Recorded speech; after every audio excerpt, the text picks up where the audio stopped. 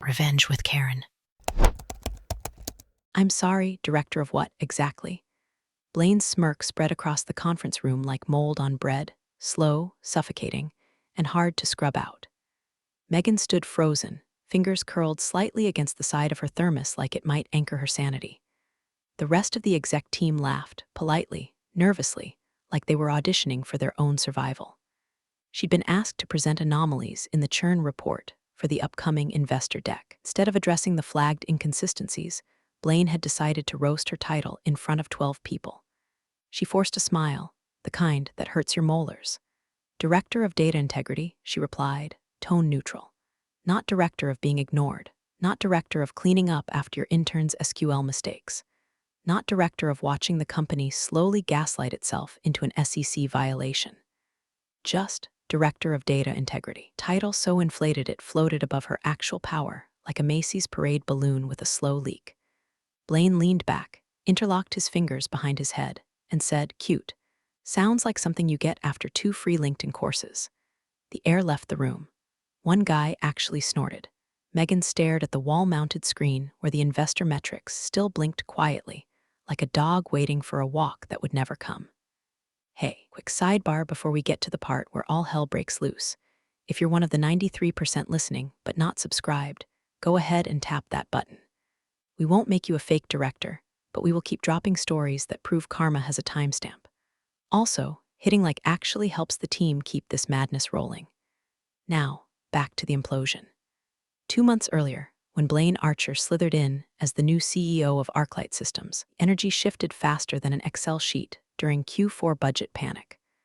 Gone were the weekly town halls and Slack gifts from the founders. In came phrases like operational hygiene, visibility tunnels, and revenue storytelling. The old leadership had been warm, if a little disorganized. But Blaine ran the place like a hedge fund daycare, cutthroat, buzzwordy, and suspicious of anyone who knew how the sausage was actually made. Megan had been with Arclight for 14 years, longer than the office ficus. She'd built the data layer of their flagship client analytics tool from scratch. Through 5 CTOs, 2 acquisitions, and 3 different rebranding attempts, one of which somehow involved live goats at the launch party, she'd stayed. Quietly, competently, invisibly. Her promotion to Director of Data Integrity came on a Tuesday afternoon with no ceremony. Just an email from HR and a follow-up calendar invite labeled New Title Alignment Chat. There was no bump in pay. No new team, no budget. Just more dashboards to validate, more reports to QA, and more investor prep to handle because you already know where the bodies are buried.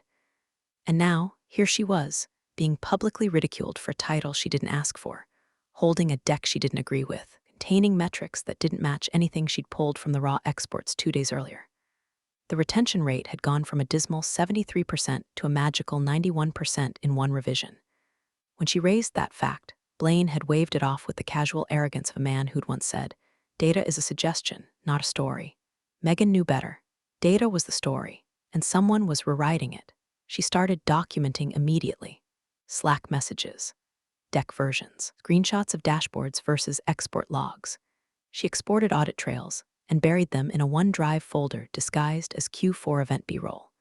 She started tagging their data with timestamps and version hashes, not because she was paranoid, but because she was old school. She knew the first thing they strip away when they want to cut you loose isn't your job. It's your narrative. In private, she started referring to Blaine's investor pitch as PowerPoint fan fiction, placed caution with confidence, logic with swagger, and real numbers with something closer to motivational numerology. And every week, another legacy employee disappeared, laid off, reorganized, or shoved sideways into some nonsense role like brand enablement partner. One Thursday, her access to the raw data API was mysteriously revoked for security alignment. That's when Megan knew the countdown had begun. But what Blaine didn't know, what none of them knew, was that the Director of Data Integrity had integrity, and a whole lot of receipts. The first time Megan noticed the numbers didn't line up, she assumed it was just one of those someone filtered column D, but forgot to refresh the pivot table situations. It happens. Sloppy, but not malicious. She'd seen worse back when the company's entire analytics stack lived in a glorified Excel spreadsheet named Final, Really Final V2. But this This was different. It was reviewing the Q1 retention metrics slated for the Series C investor deck. Her job, technically, even though she'd been left off the calendar invites. The PDF version said 91.2% retention, but the backend export, pulled directly from the platform that tracked actual usage, 73.4%, and that was being generous. No date cutoff, no filtering anomaly. Just a clean export with a nasty truth. She flagged it during a metrics review call with Blaine and a few senior staffers, sliding the side-by-side into the Slack thread as casually as possible. Hey, I think there's a discrepancy in the customer retention graph. Export data shows a different picture. Possible versioning mix-up. Blaine didn't even look up from his phone. You're overanalyzing. This isn't a government audit. Someone on the call chuckled. Another said, yeah, we don't need that level of detail. That phrase would haunt her later, that level of detail. As if accuracy were a luxury. As if being the one person who knew what was actually going on made her the problem, not the solution. Megan muted her mic, swallowed the acid taste rising in her throat, and clicked open her OneNote folder titled Cover Your Ass Arclight. She added a new section, Q1 Data Discrepancies. Then she took a screenshot of the Zoom call participant list, timestamped it, pasted it next to the PDF export.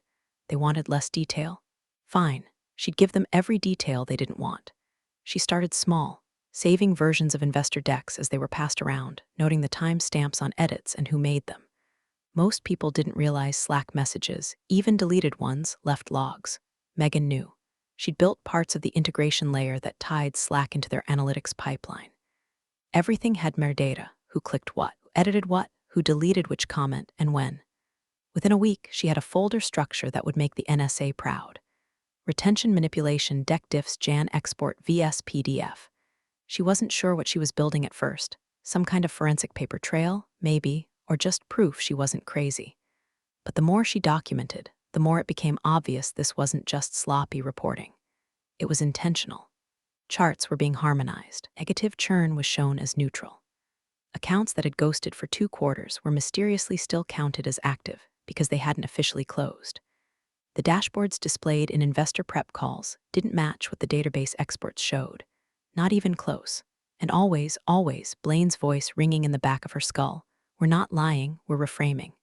Megan wasn't a whistleblower yet, not officially. She was still showing up to work, logging into Slack, sitting through soul-draining calls about storytelling metrics and presentation cohesion. But the difference was, she was listening now, recording, archiving.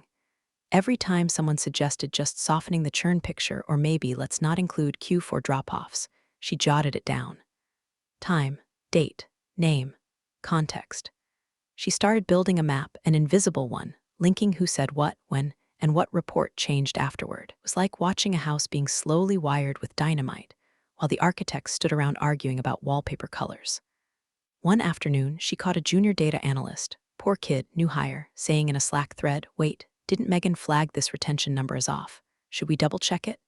Blaine replied directly, we've moved past that. Megan's scope is limited to QA now. No need to revisit. That one stung. Scope limited. Woman who built the retention pipeline was now being told her job was to quietly validate someone else's fantasy data. Fine. If that's how they wanted to play it, she'd stop flagging issues in Slack. No more email paper trails for Blaine to ignore or delete. From now on, everything got documented silently, offline, encrypted, backed up to a private cloud storage folder, buried 4 layers deep under a misleading project name. Event Photos 2018. It wasn't paranoia. It was muscle memory. Because Megan understood something most of them had forgotten. Data tells the truth. Eventually, even if you bury it, even if you Photoshop a smile over the corpse. And she had a growing suspicion that the numbers weren't the only thing being harmonized around here. It started with a calendar invite that disappeared. A recurring Tuesday metric sync she'd attended every week for the past 3 years, gone. No explanation. No new version, just vanished. When she messaged the organizer to ask if the time had changed, she got a 2-word reply, smaller group, that was it. A few days later, she noticed a new analyst, fresh from some Ivy League-sounding incubator, presenting her retention pipeline model in a slide deck, only with less accuracy and twice the pastel gradients. He referred to it as the optimized approach. Megan had built that thing during the pandemic, while running queries from her kitchen table with a space heater on one side and a feral toddler-sized dog on the other. She'd version-controlled every step, pressure-tested it during 2 mergers, and trained 5 people to use it. Now it was being treated like a group project someone else had cleaned up. She asked why she hadn't been included in the final investor packet reviews. She got a message from HR. "Megan, we appreciate your attention to detail. For this cycle, leadership has asked that you focus solely on execution tasks to help streamline prep." Execution tasks. Like she was now the assembly line worker of data integrity. Not the architect, not even the supervisor, just a cleanup crew for someone else's numbers. She knew what it was. Freeze out, quiet, strategic, surgical. No formal demotion, no written warnings, no HR red flags. Just less and less oxygen until you either quit or implode. And from the looks of things, she wasn't the only one. One coworker, Derek from Infra, caught her in the hallway by the micro kitchen. He leaned in, whispering over the hum of the cold brew dispenser, Blaine's trimming legacy people. "You didn't hear it from me." Legacy, but a poetic way of saying the people who know where the mistakes are buried. That night, Megan didn't sleep. She lay in bed staring at the ceiling fan, watching it spin like a loading icon on a frozen dashboard. By morning, she'd made her decision. She cleared an old external hard drive, wiped it clean, and installed encryption software. Then she started pulling down copies of her internal documentation, data dictionaries, query logs, Slack export history, access logs, timestamped metadata, and diff reports showing every single optimization made to retention metrics since Blaine's arrival. She cross-referenced them with calendar records, meeting invites, and export dates. Everything was dated, hashed, zipped, and re-uploaded into a secure cloud vault under an account tied to a dummy LLC she'd registered years ago. When she briefly considered becoming a freelance consultant, she labeled the root folder Cypress Deck 2023, totally innocuous. Cypress was a long-defunct internal codename no one used anymore. It wouldn't raise a single eyebrow if someone stumbled across it. She added 2-factor authentication, enabled access logs, and stashed the credentials in a handwritten notebook inside a hollowed-out cookbook on her kitchen shelf. Paranoid? Maybe. Megan had seen how fast access got cut the moment someone was labeled non-essential. The irony? She still wanted to believe in the company. Even after the humiliation, the sidelining, the data gaslighting, she still wanted Arclight to work. She didn't want revenge. She wanted course correction. But she'd lived through enough acquisition fire drills and leadership reshuffles to know one unspoken truth. If you don't own your narrative, someone else will write it for you, probably in Comic Sans. Blaine continued his campaign of plausible deniability. Publicly, he praised her work ethic. Megan's a silent operator, very heads down. Privately, he rerouted her projects, removed her name from decks, and passed off her impact as team effort. She wasn't just being erased. She was being replaced before the body went cold. And the new hires, they didn't even know who she was. One asked her where the snack cabinet key was. Another forwarded her a retention graph she had written with a note. "This is the baseline we're using now. Please don't alter." She smiled, nodded, and made a private copy before hitting mark as read. Every time someone slighted her now, it went into the vault. Not out of bitterness, out of survival, because something was coming. She didn't know what yet, but it reeked of risk, and she refused to be the scapegoat when the facade cracked. The hallway whispers were right. Blaine was trimming legacy. Megan had been around long enough to know legacy isn't dead weight. It's memory, it's history, it's proof, and she was going to prove exactly what happened, one encrypted backup at a time. The HR email hit her inbox at 9:03 a.m. Subject line, quick sync 9:15, no agenda, no context. Just a calendar invite with 2 names, hers and someone from People Ops she hadn't spoken to in over a year. Her stomach dropped through the floor. She clicked accept, closed her laptop, and stared at her reflection in the dark screen for a long 5 seconds. She didn't pack her bag. She didn't refill her coffee. She just walked, steady and quiet, down the gray carpet hallway that had suddenly become a conveyor belt to nowhere. When she entered the small glass-walled conference room, the HR rep already had a folder open on the table and a generic sympathy smile on her face. Megan didn't sit. "Hi, Megan," woman began, voice syrupy and robotic. "Thanks for making time. This won't take long, it never does. We've been doing some strategic reorganization to better align with Arclight's evolving business priorities," she said, like she was reading from a breakup script prepared by a chatbot. Unfortunately, your role has been impacted. Today will be your final day. Megan blinked. Effective when? Immediately. No severance. No transition period. No chance to say goodbye to a team she wasn't even allowed to build. Before she could respond, Blaine waltzed in like he was late to a brunch reservation, tie slightly loosened, phone still in hand. He gave her a grin that didn't reach his eyes. "Megan," he said, drawing out the vowels like they were weights. "You'll land on your feet. Honestly, your title was inflated anyway." That was the line. Not "thank you," not "we appreciate your contributions," not even a lie about budget constraints. Just, "your title was inflated anyway." She didn't reply. She wouldn't give him the dignity of a reaction. Her mouth was stone, her eyes a still pond above a cracked dam. She left the room in silence. When she reached her desk, her badge didn't beep. It clicked, the sound of denial. Her access had already been revoked. Email logged out. Slack deactivated. VPN disconnected. In 12 minutes, he had gone from director of data integrity to a ghost with no keyboard. She stood there for a second, still holding the badge like it might spring back to life if she willed it hard enough. Then she tucked it into her coat pocket like a souvenir from a vacation that ended with a crash landing. What no one knew, what Blaine couldn't know, was that 17 minutes before her system access evaporated, her final automated backup had completed. He had set the task weeks ago. A rolling snapshot of key folders, timed every Thursday morning at 8:45 a.m., encrypted and uploaded via secure tunnel to her private vault. It ran silently in the background, just another system cron job among hundreds, nestled safely beneath performance logs and harmless-sounding analytics dumps. Inside that final package were smoking guns wrapped in metadata. Discrepancies between PDF investor decks and the raw exports, Slack threads where churn targets were adjusted for optics, and system audit logs showing who changed what, when, and how. Blaine's fingerprints were all over them, though he'd probably assumed by removing her from meetings and decks, he was erasing his own trail. He hadn't realized Megan's trail was the system. Fingerprints were the logs. She left the office with a quiet that was less defeat and more calculation. She didn't slam a door, didn't post a passive-aggressive goodbye on LinkedIn. She simply walked to her car, sat behind the wheel, and stared ahead as the first wave of panic tried to climb its way up her spine. But it didn't stick, because panic requires helplessness, and Megan was anything but helpless. She started the engine. Dashboard clock read 9:46 a.m. Her backup had finished uploading at 9:29. Timing, she thought, always timing. By 10:30, she was at home, sitting cross-legged on the floor of her apartment, laptop open, headphones in, scrolling through her vault like a woman surveying a loaded weapon. Every ZIP folder, every README, every hash-signed log entry, it was all there. She could have cried. Instead, she laughed.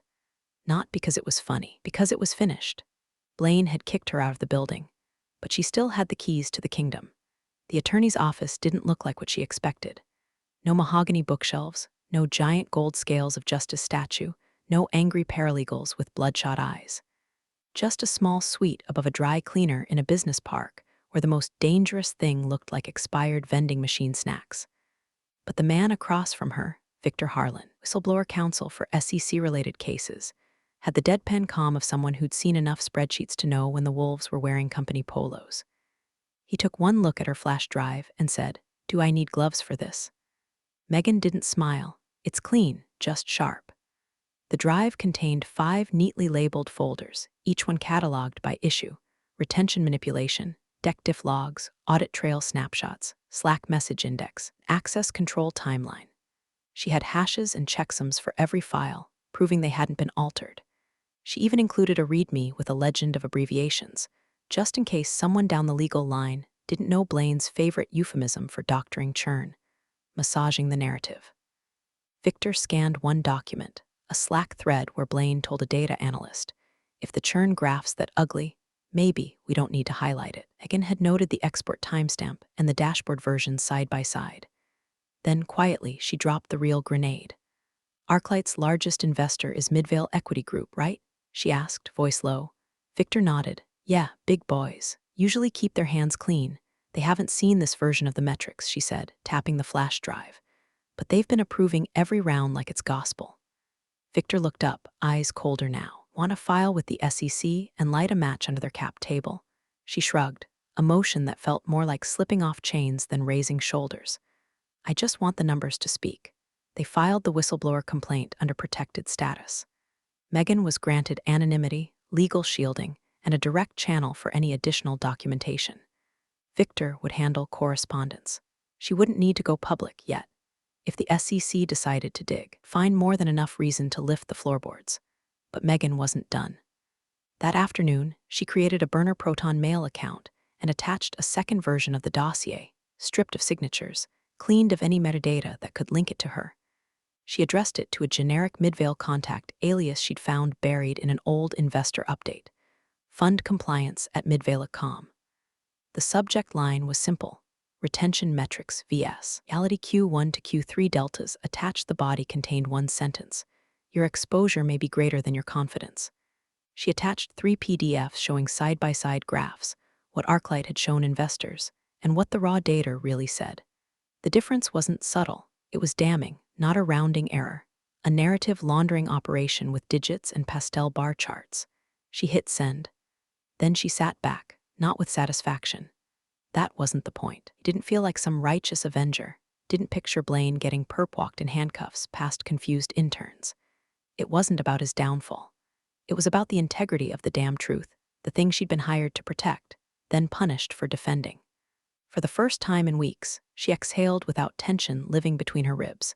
There were no dramatic speeches, no confrontation scenes, no last-minute office showdowns with printer paper flying in slow motion. Just a single woman in a hoodie sipping reheated coffee in her living room, sending off the kind of evidence that doesn't get ignored by suits in corner offices. She closed her laptop. The war was no longer inside Arclight's walls. It was now in inboxes, briefings, and compliance escalations she would never need to attend. Cold systems that didn't care about charisma or corporate buzzwords. Just facts. Just numbers. Just receipts. She turned off her phone, pulled the blinds halfway, pressed play on a background jazz playlist she hadn't listened to since pre-Blaine. And for the first time in a long time, she felt something she almost didn't recognize: stillness. Not peace exactly, but the absence of panic. The calm before something big breaks, not over her, but under them. 3 weeks passed like the slow click of a detonator you can't see, but know you already pressed. Megan had gone quiet, invisible by design. No LinkedIn posts. No text messages to old colleagues. No vague, poetic tweets about new beginnings. She didn't even tell her parents. The only clue to her whereabouts was a weekly transfer of encrypted data to her whistleblower counsel, and the occasional VPN ping from a coffee shop 3 towns over. Then, the first ripple hit.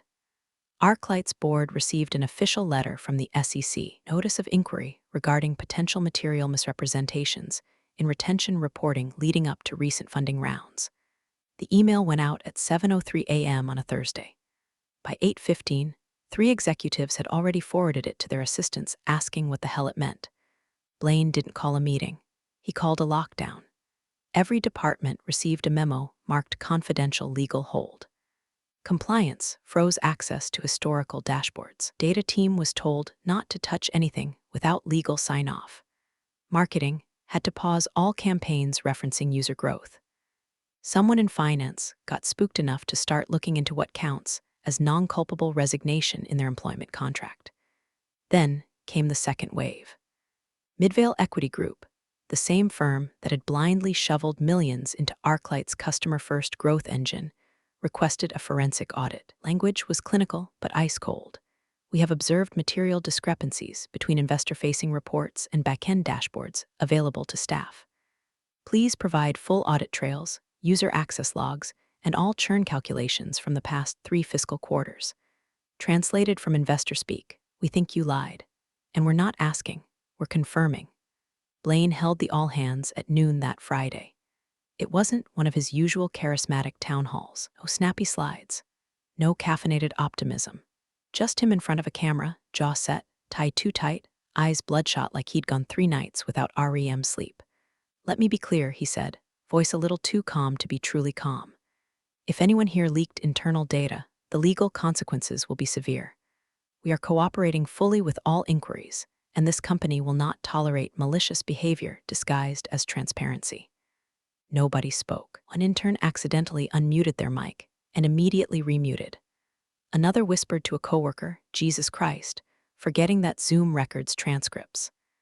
Megan watched the whole thing from her couch, sock-footed, with a legal pad in her lap and a half-eaten sleeve of saltines beside her.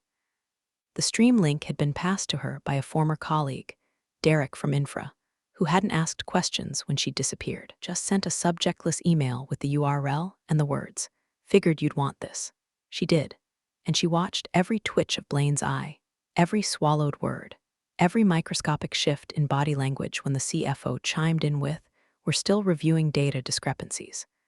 Early indicators suggest the gaps may be due to system misalignment. System misalignment. That one made her laugh out loud. She paused the stream and scribbled a note on her pad. Spin attempt #1. Blame the tools. Megan wasn't rooting for collapse. She didn't want anyone innocent to get caught in the blast radius. There were still good people at Arclight, people who meant well, who stayed up past midnight fixing broken dashboards they didn't break, who genuinely thought they were building something worthwhile. But Blaine wrapped his whole leadership in metrics-shaped lies and delivered them with boardroom charisma. Now, the numbers were biting back. She'd become a ghost in their machine, unreachable, undocumented, untraceable. But her fingerprints were on every report the SEC was now dissecting. Every Slack message the compliance team was now unearthing. Every timestamp that didn't line up with the glossy PDF summaries Blaine had signed off on. And they'd find it all. He didn't need to say a word. Because truth doesn't need a voice when it's been written in code, hashed in logs, and zipped into vaults 3 weeks before you were fired. From her window, she could see the edge of a thunderstorm rolling over the city. Fitting, she thought. The wind always shifts before the break. Inside Arclight's polished walls, panic was setting in. Outside them, Megan just turned up the volume. Not on the all-hands, the jazz playlist that had become her quiet war drum. This wasn't revenge. This was arithmetic, and the numbers were finally catching up. The tweet dropped at 6:47 a.m. on a Wednesday.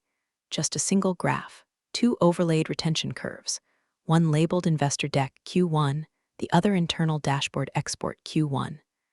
The divergence wasn't subtle. It was the kind of difference you don't explain with rounding errors or data lag. One line bent upward like a miracle. The other sloped into quiet disaster. No caption, just 3 words, spot the difference. The account belonged to a tech finance journalist with a reputation for precision takedowns and a talent for sourcing leaks no one could trace. Within 10 minutes, the post had 3,000 retweets. By 9 a.m., it was trending under #Arclight accounting. Investor forums exploded like someone had jammed a crowbar into the confidence engine. Why do the dashboards say 74%, but the deck says 91%? Who signed off on this garbage? Midvale is going to gut them if this is true. Shorting now. I've seen this before. This is Enron cosplay.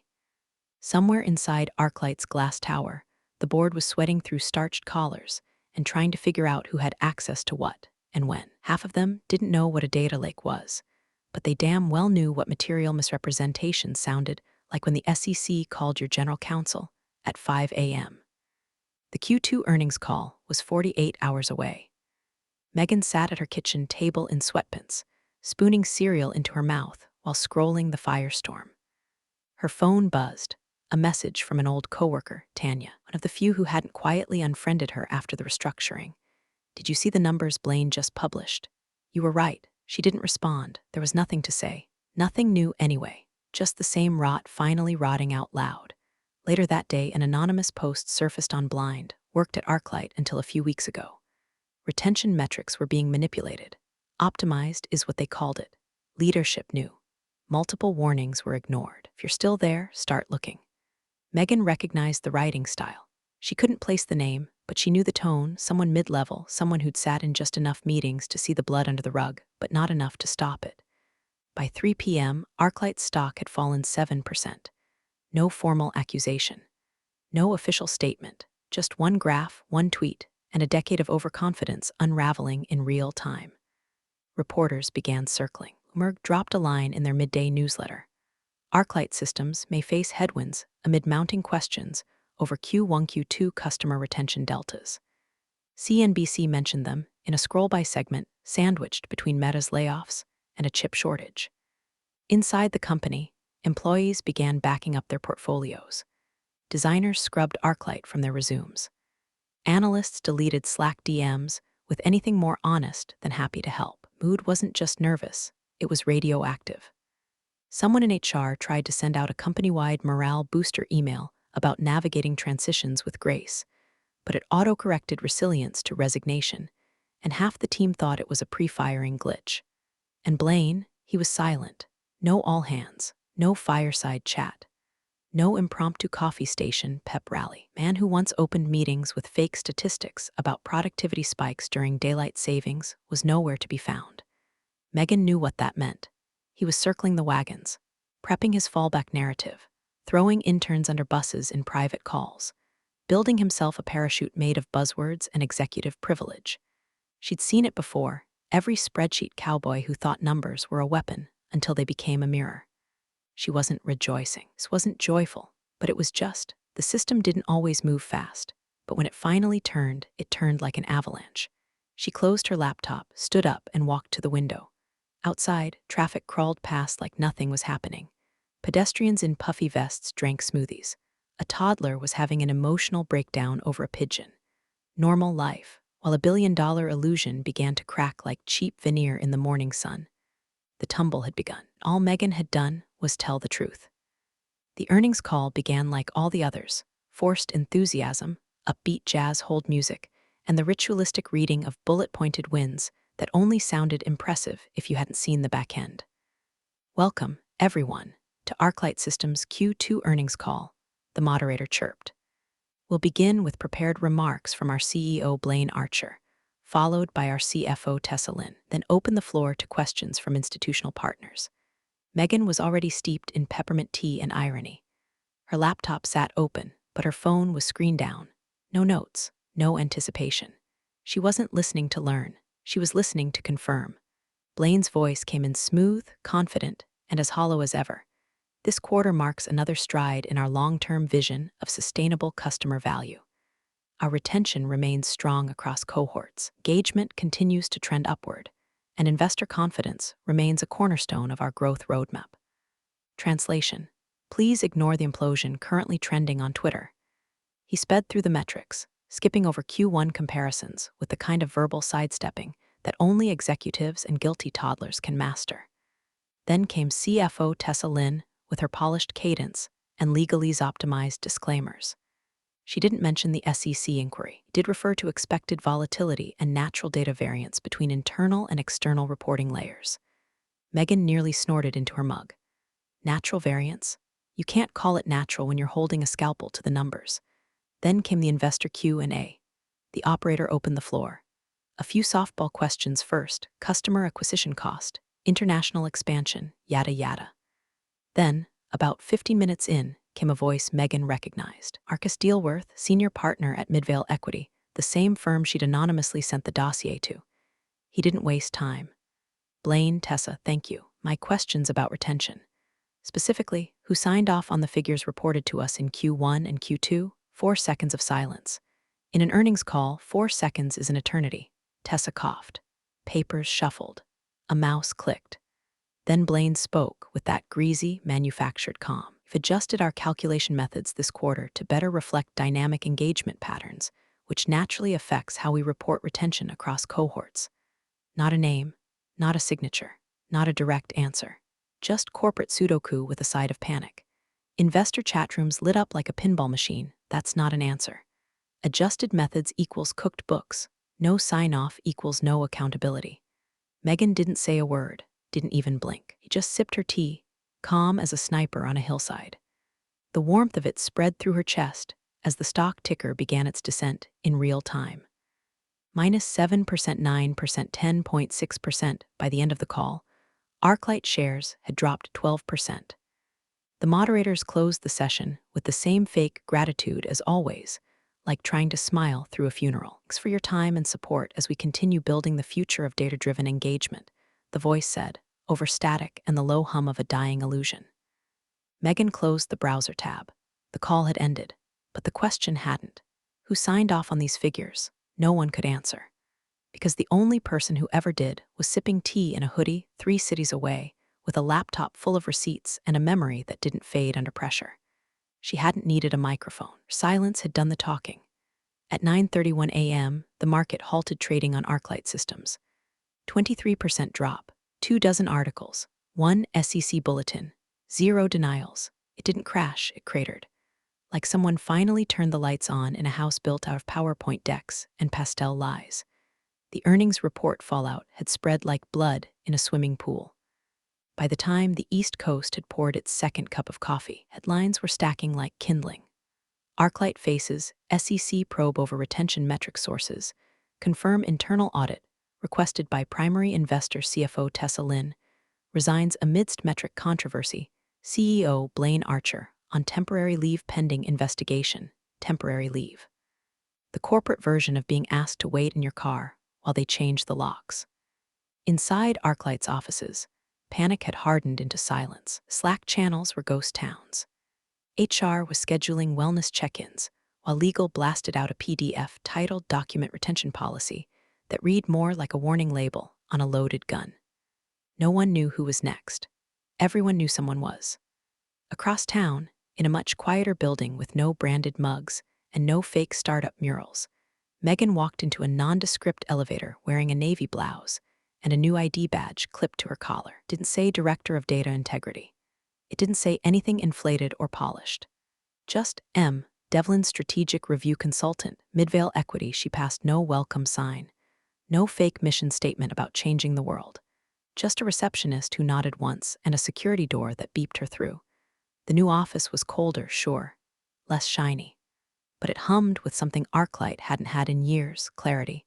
They didn't hire her for revenge, hired her for truth. Her work was quiet, clinical, reviewing internal reports, matching declared KPIs to back-end reality, highlighting anomalies she once got gaslit for noticing. There were no performative meetings, no buzzword charades, just her, a secure terminal, and the records they never thought would resurface. On her second day, she passed a Bloomberg terminal outside the compliance director's office. Screen flashed, Arclight Systems ARCEX, $11.82, minus 23.14% status. Trading halted, regulatory review pending. The red text flickered like a wound. Megan didn't smile. She didn't feel vindicated or triumphant or even satisfied. What she felt was accurate. They had erased her once. Removed her name from decks, stripped her from invites, acted like she was just background QA. But now, quiet diligence was underwriting the biggest hostile acquisition Midvale had pulled off in 5 years. She hadn't shouted. She hadn't posted. She hadn't retaliated with fury. She just kept the receipts. And now, in this new office, wearing a badge with no title and carrying no baggage, she finally became something Blaine could never fake, essential. The story didn't end with a courtroom. It didn't need a press conference. It ended here, where truth, documented and timestamped, closed the loop. No applause, no mic drop. Just a screen full of numbers finally telling the real story. And Megan walking past it without a word. Appreciate you sticking around, you wise old rebels. Smash that subscribe button, or this fossil might just cause another epic fiasco.